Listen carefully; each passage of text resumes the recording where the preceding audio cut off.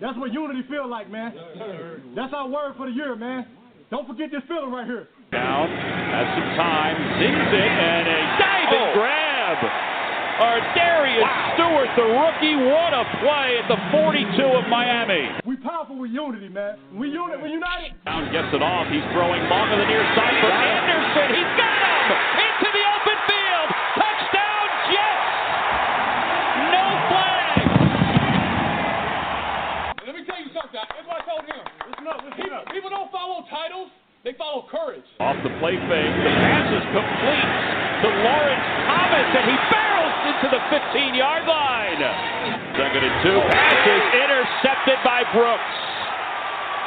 1, 2, 3. And the whole of the Jets. Good evening, everybody, and shout out to Primetime for that soundbite. That was awesome. Almost gives you goosebumps. And we have a Victory Tuesday here on Let's Talk Jets. And goddamn does it feel good. I am fired up.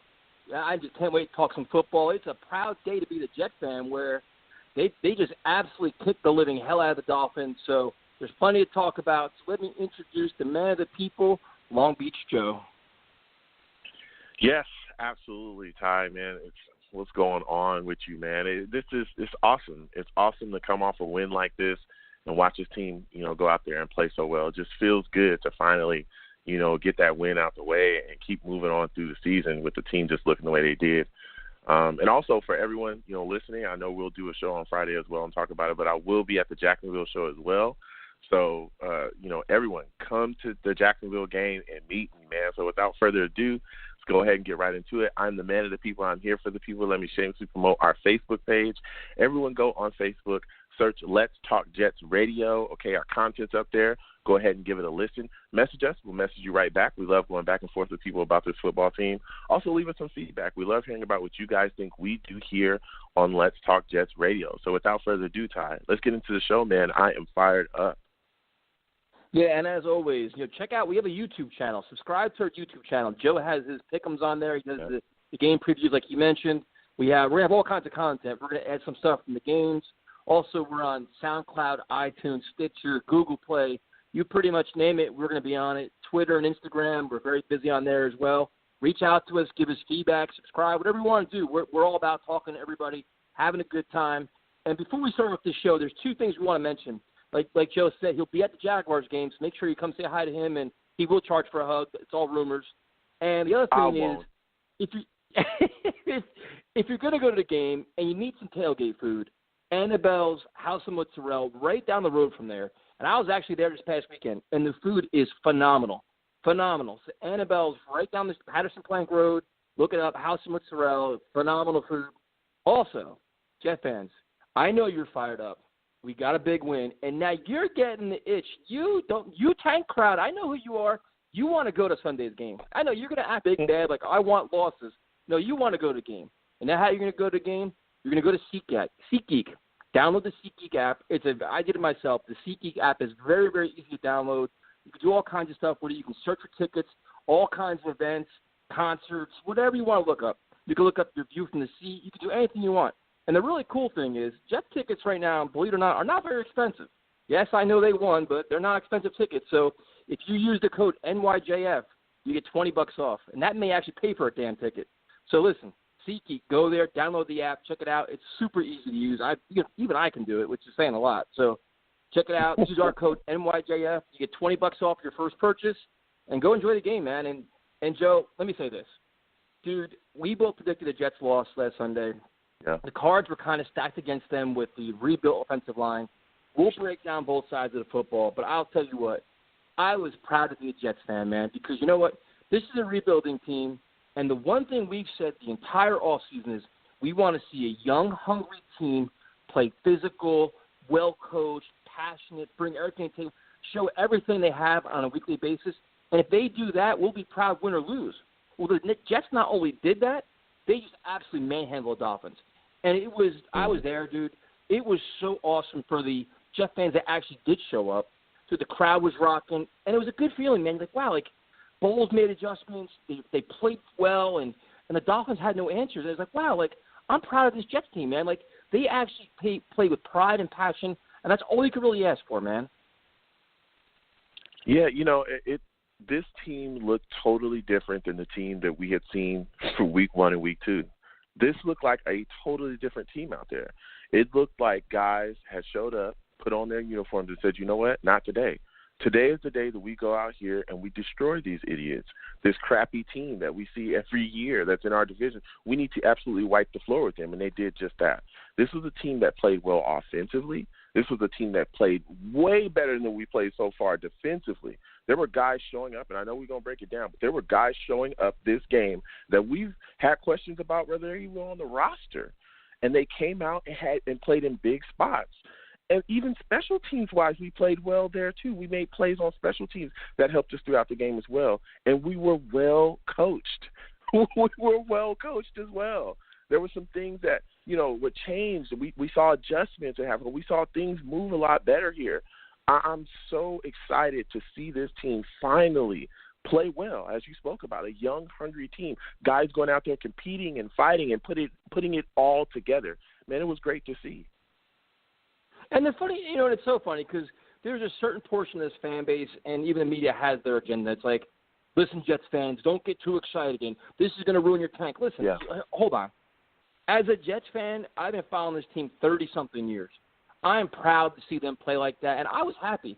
I went to work Monday morning. I got my $1 coffee from Dunkin' Donuts, and I was happier than hell because my team plays well, and it's all young pieces, dude. It's not like, listen, take McCown out of the equation, and listen, there's a lot to say about Josh McCown, but look at all the young guys that are emerging. They're playing with passion. Like, we've talked about finding building blocks, finding pieces, seeing players develop, see things improve. These are all things we've been begging to see coming into this past weekend, and we saw it. So if you're a Jets fan, save your tank nonsense. Sit back and just embrace a very good performance from your supposed favorite team. This isn't a time to insult them and complain about a victory. And if you complain about a victory, you're a clown to begin with. But, dude, I was happy, man. Sunday night, I was all fired up. Monday, I was great. I couldn't wait to talk tonight about it. I'm like, dude, there are so many positive things to talk about. You should be happy. This is not time to be pissed off about a victory.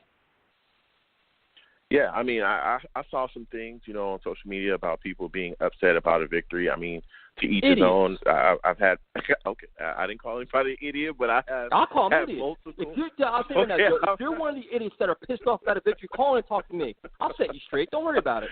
I'll just put your name out too while I'm at it. All right. Hey, and that's, we all know what Tyson Roush's Twitter handle is. You go ahead and you hit him up because I've had multiple conversations with the Tank crowd. And like I said, I don't necessarily agree with the logic.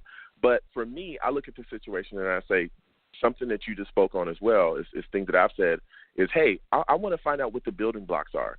Because even if you tank and you get one of these quarterbacks, well, what are you going to surround him with? I mean, you can't, rebuild the entire wide receiving core at once. You got to have something there, some remnants of somebody that he can throw to.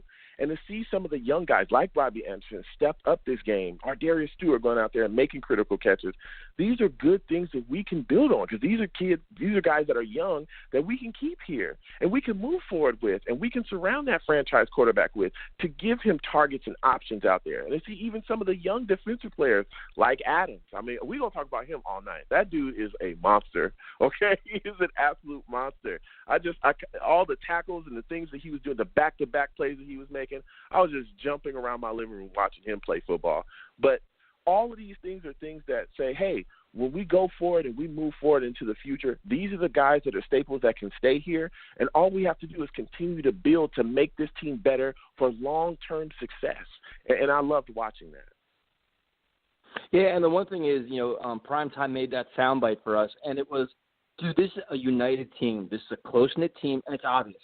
Listen, their backs were against the wall. This fan base was abusing them. The media was abusing them. That Raiders loss brought up the ugly side in all of us, where we questioned everything about them, from pride, passion, to intelligence, to everything.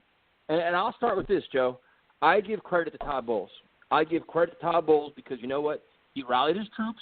They went into a home opener where the environment was going to be God knows what because the fan base was ready to boom out of the building, and they came ready to play. And here's something even more important. They made adjustments.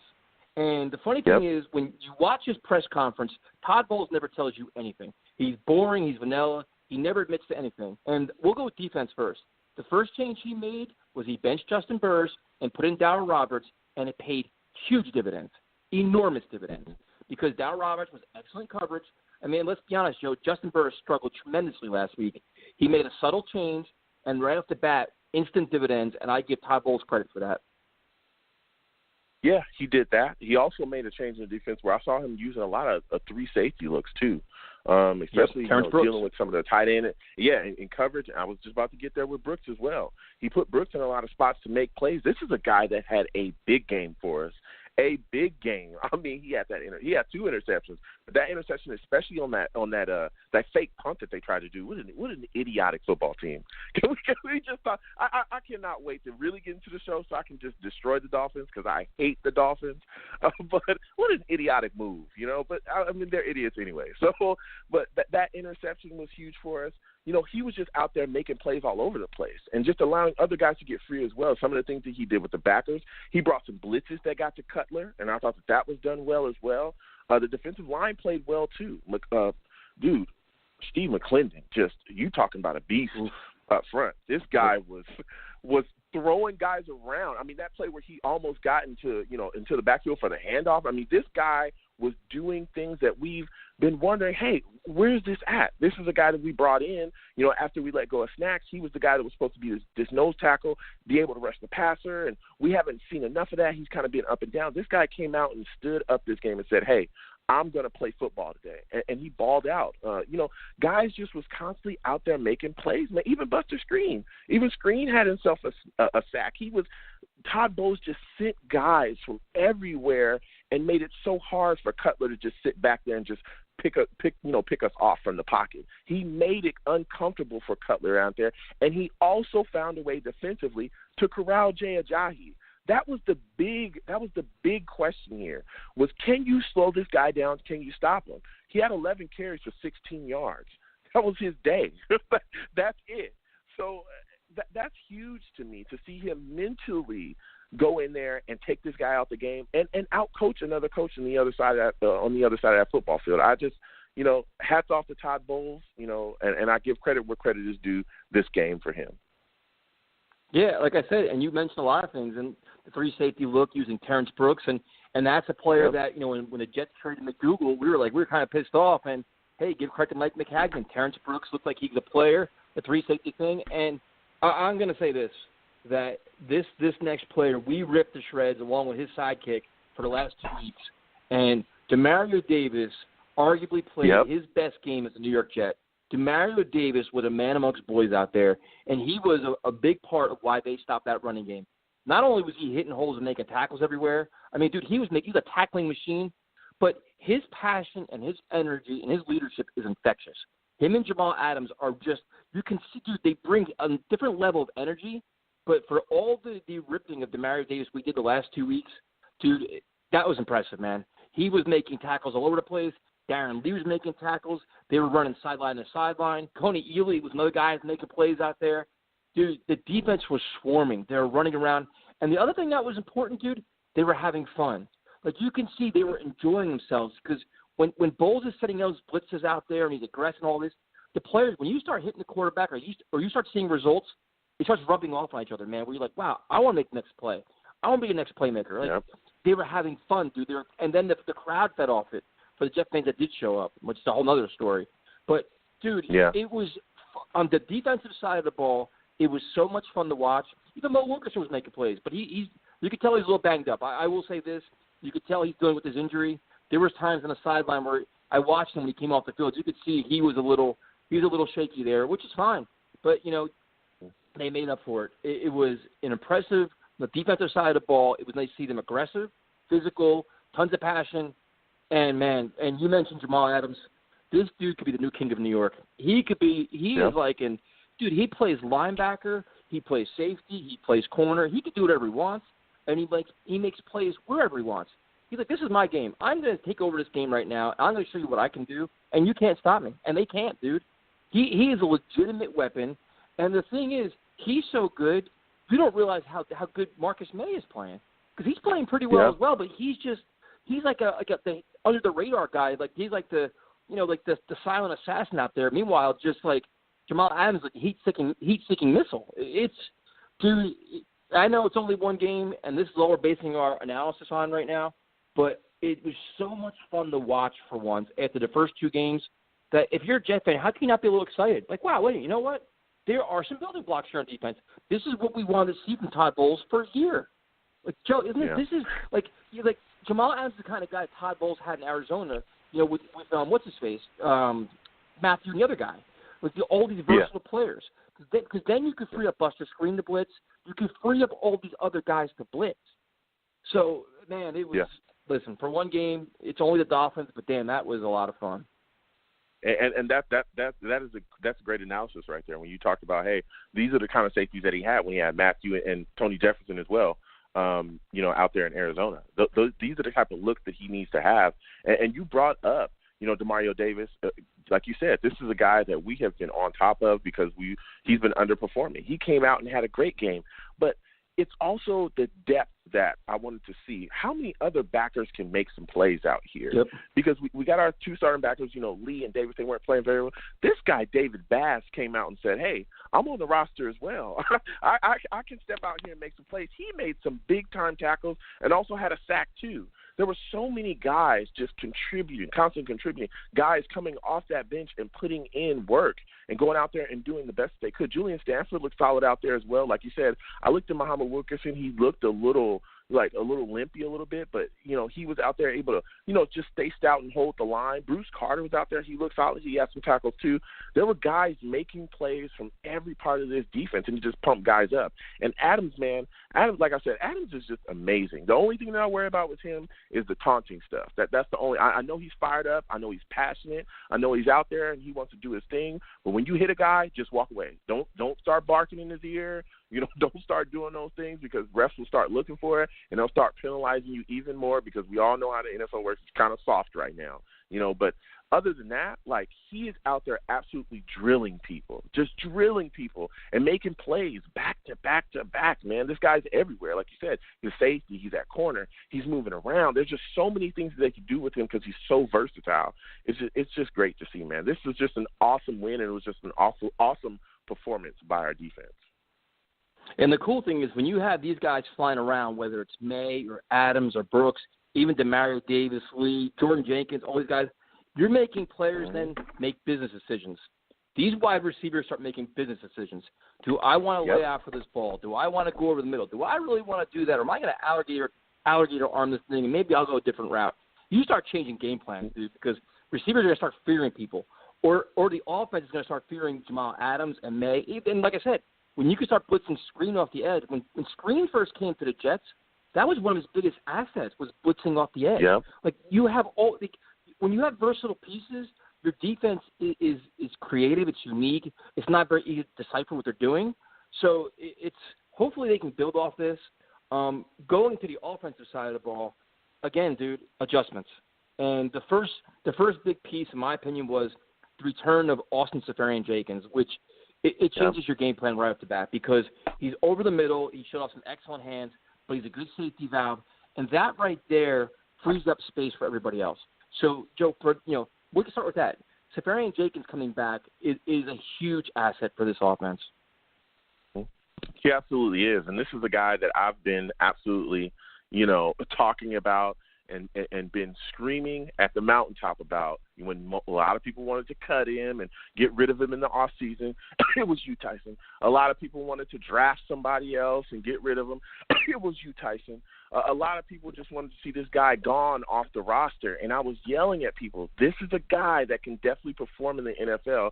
This is a guy that can put on here that I believe in, that we can move forward in the future with because I believe that he can be a target here. And on his first game back, he comes back and has a solid game, man. This does change the look of our offense. If you look at a lot of the balls that he caught to extend drive, little thing, when he gets out there as a target, you should just see how the defense has to adjust to him. They have to account for his ability. They have to account for his size, especially in the red zone. So they have to shift things to him. Even some of the coverages that he gets opens up stuff for other people. So to see ASJ go out there and have a solid game and become another reliable target for McCown, who I thought had a solid game himself, and he did some wildly veteran things like that snap count, using the snap count to draw the offside play. I thought that was beautiful. But ASJ had a good game, man, and I salute him for dealing with his demons, coming back, and doing what he needs to do to get on this football field and performing. Yeah, no doubt. And one of the biggest keys to the game that we mentioned on our Friday night show, and that's another reminder, is Friday nights we do our game preview show. So, was the offensive line. And we're like, man, Brian Winters is out. What in the hell is Dakota Dozier going to do against Ndamukong Suh, Cameron Wake? My biggest concern was the right side of the Jets defensive line. And this offensive line manned up, dude. They manned up, and they played very good football. And it's so funny because there's always somebody that has to try to find a problem. Well, Brandon Shell gave up a sack at the end of the game, and Cameron Wake dusted him. Listen, the fact that the Jets can dominate for 3.5 quarters of the game, I mean, the fact that they weren't getting their asses kicked the line of scrimmage, they controlled the line of scrimmage against a very talented Dolphins defensive front. It was amazing. And the biggest adjustment and the biggest surprise for me, and again, credit to John Morton, Lawrence Thomas as a fullback. Joe, we talked about it last Friday night. We're like, man, you want to run the ball, you don't have a fullback on the roster. How the hell are you going to do that, John Morton? We criticized him. And you know what he did? He gave us the middle finger and said, guess what? I have Lawrence Thomas in my pocket. You don't know about him. And there he is. And listen, I'm a Lawrence Thomas fan. I like him on defense.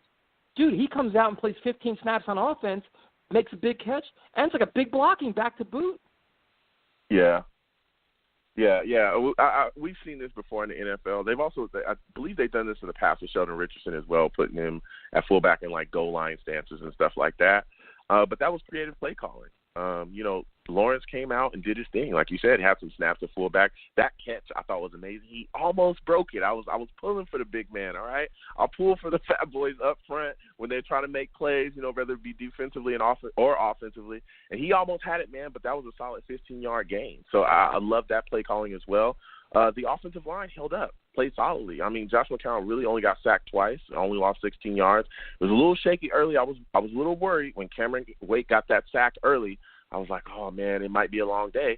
But they made adjustments. They didn't get, flustered by that at all.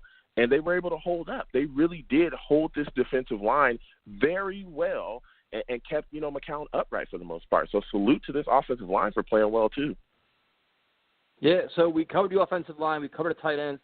The next was the running backs. And we've been begging for Bilal Powell to get more touches, McGuire to get more touches, and Forte to take the lesser role. Forte now has, I believe it's called a turf toe or whatever he has. But, dude, Bilal Powell showed off exactly what he can do in this offense. That holding call was nonsense. Crap. I mean, that was a legitimate touchdown. That was just garbage. That's complete bush league, whatever it was. But Bilal Powell showed off exactly what we all want to see more of from him. Get the ball in his hands. And McGuire did the same thing. McGuire shows you flashes where he makes a nice cutback. You're like, move. He did a spin move on a safety, shook him right out of his shorts. The safety, I think his own teammate at that point. So the running backs, again, Joe, this is exactly what you want to see. Again, young players making plays. Bilal Powell, Elijah McGuire, Forte with a lesser role. This is probably because of the injury, but, dude, I don't even care. So, again, using your resources. So he used Austin Seferian-Jenkins. Now he's using the running backs better, Joe. Yeah, this was something that I was surprised by because we've been calling for Bilal Powell to get more carries, even more snaps than Matt Forte since the season started. We've been saying this since last season that Bilal Powell's explosive. Why isn't he being used more? Bilal Powell just adds another element to this offense. Why isn't he being used more? And this is the game where he came out and gave him the ball more, man. Gave him 15 carries. I thought Bilal Powell looked good out there running the football. I thought that holding call was absolute garbage. That was not holding at all, and that took away a big play. But, Bilal was still able to go out there and make his gains, man. He got his 37 yards. He got his touchdowns. He looked solid. But I was really impressed by Elijah McGuire and some of the runs that he had. I know he had that fumble late. Whatever, the game was done already, it was pretty sealed. But some of the cuts that he made, some of the ways that he gets around the edge, not just that, but he can turn up. This guy's got another gear. He's pretty shifty and fast, too, especially when he gets out there in the open field. It's good to see his speed and watch him get going. So this is a guy that could be that backup back, that could be that spell back that gives you, that next push as well when Bilal Powell may need a blow in the future. So I like the usage of, the backs. I like the usage of the combination of Bilal Powell and Elijah McGuire. And they even sometimes had some two-back sets where there were two running backs in the backfield. I like that look as well. So yep. I thought that was handled extremely well, man, and I really, really like what they did with the backs in this game. Yeah, I did too, man. Like I said, it was nice to see Powell getting just, like I said, get the ball in your playmaker's hands and run with it. You have Lawrence Thomas as a fullback, creative idea, good job. And then you go to wide receivers. And listen, Curse is a very good player. Curley's a very good player. Robbie Anderson with that great deep pass. My frustration comes here. First of all, Chad Hansen's inactive. That to me is the problem. Yeah. I mean, that's not the tone that I want to set with this team. The goal is to get these guys all reps. Seriously, dude, listen. Yeah.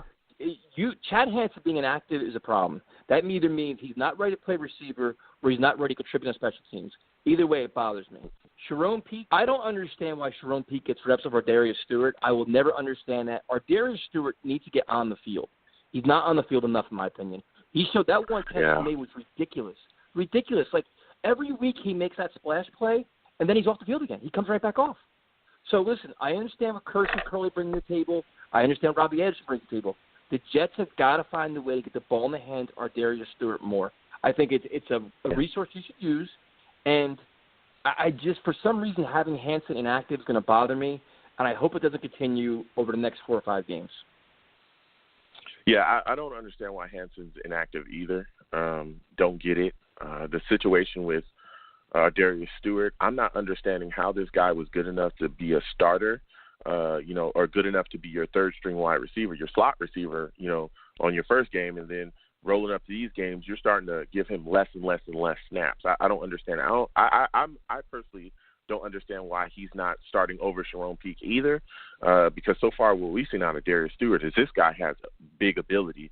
And he, like you said, he makes that splash play every single game. I mean, you look at this game, that catch was ridiculous, absolutely ridiculous. And he made it look, like, hey, this is what I do. And I can continuously do this if you get me the ball. The fact that this guy only had one catch for 24 yards, that's not enough. You have got to find a way to get the ball in Darius Stewart's hands, time in and time out throughout the game. It doesn't make any sense. But, I like to focus on positivity. And I look at the rest of what was done with these wide receivers. Robbie Anderson coming out and having that big catch for that 69-yard, that was great. Watching him finally get off the milk carton, get open, and find the end zone as well. I thought that was awesome. I thought it was great to see Curse just continue to be solid and continue to produce, man. I love this guy. I loved him when he was with Seattle, and I love him now that he's here with us because he's doing some of the same exact things, that benefited him and will benefit us and benefit him in Seattle. Just being a solid receiver, man. Just being able to move the chains, being able to get open, running great routes, and finding the holes in these defenses so that the quarterback can hit him when he's open. And Jeremy Curley is doing his thing out there. 5 catches, 42 yards. He's still doing the same thing that Jeremy Curley has always done. Just getting down, finding ways to beat corners, winning his matchup, and catching the football when it's thrown to him. So outside of the usage of Darius Stewart and the inactive, Hansen and this, Sharon Peake thing kind of being up and down, I thought the receiving corps did a very solid job in this game as well. Yeah, I agree. That's my only criticism of the offense is the usage of Darius Stewart. I mean, like I said, every week he makes that play. You're like, God damn. And then next thing you know, off to the sideline he goes. Like, dude, you got to find a way to get him the ball. You have to. And, like, if that means Peake is benched, I don't care. And then we go to the easiest guy to root for on this entire team. This guy, dude, Josh McCown, is so easy to root for because, and not even for what he does on the field. He is the anti-Ryan Fitzpatrick. He actually loves this team. He loves his teammates. He loves the organization. He loves to win, and he wants to win badly. And you could see it on every play. And you could see it most importantly in the locker room after the game when they did that little speech with him and Demario Davis. Dude, this guy is a vocal leader. He's a respected leader. And, dude, it's just fun, man. Like, he's giving everything he has. We talked about it last week. But he's spreading the ball around. He's trying to play smart football. He's making some throws that I didn't think he could make, to be honest with you. And it's fun to watch. Like, he's not a jerk. Like, Ryan Fitzpatrick was a jerk. He was a me guy, which we knew. We saw it. And he had his favorites. He alienated the locker room, and it caused half the problems that we have. Josh McCown's not alienating nobody, dude. He helps. The funny thing is, when he goes to the sideline, he's talking to Bryce Petty. He's talking to his teammates. He's rallying the troops. If you go to your next Jet game, whatever it is, and it should be this Sunday against Jacksonville, watch the sideline. Watch the leadership on the sideline. You see Jamal Adams over there pointing things out. You see Josh McCown talking to all of his teammates, even guys on the defensive side of the ball. He's talking to them, helping them out, rallying the troops. Like, dude, he's such an easy guy to root for. I'm not saying he's a franchise quarterback. I'm not saying he's a future. I'm not saying nothing. I'm saying for this game, for this team right now, he's the right guy. He's playing efficient football, making good throws. He's managing the game, and he's a legitimate leader, Joe. Dude, I was impressed, man. He makes some throws, and it's just like, damn, like, you're Josh McCown? Like, Fitz couldn't do that. Yeah. So, fun to watch, man. Definitely fun to watch, and it's a guy you can root for. It really is.